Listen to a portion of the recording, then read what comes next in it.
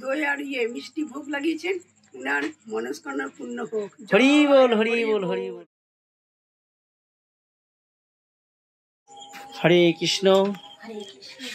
কীর্তনিয়া রীতা দাসীর সেবাশ্রমে এই আমাদের গোপাল, নিত্য গোপাল মদনমোহন অনাদিরাদি গোবিন্দ শ্রী দামোদরের ভোগ লাগিয়েছে আজ অশোক আগরওয়াল, তার বন্ধু কমল আগরওয়াল।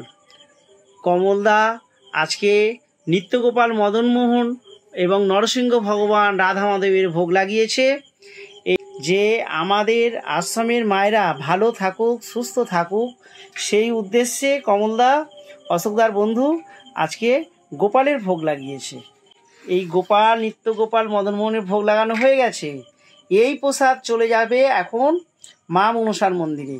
মা মনসার মন্দিরের এই প্রসাদ ভোলানাথ, সদাশিব মহাদেব আর মা মনসা গ্রহণ করবে।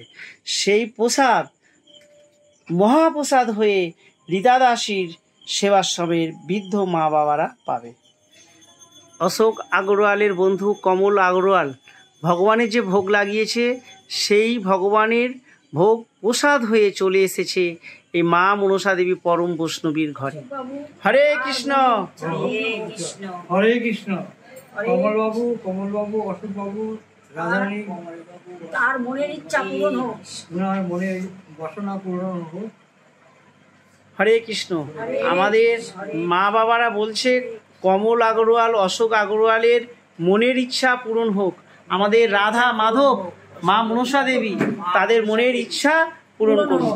হরে কৃষ্ণ। দিদি, তুমি দই প্রসাদ খাবে? হ্যাঁ, খাবো। খুব খুশি? হ্যাঁ, খুশি, খুব খুশি। বলো রাধা রানী কি জয়, রাধা রানী কি রাধা রানী কি জয়।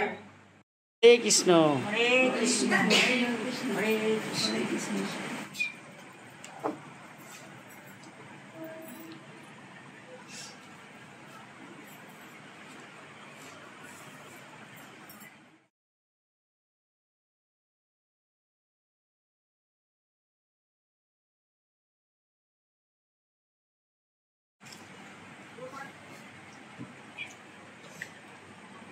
ভিতরে যারা আছে সবাইকে দিয়ে দাও।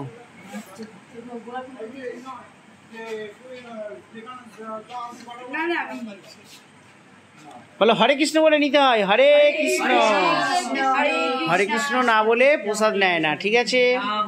প্রসাদে মঙ্গল হয়। বলো হরে কৃষ্ণ।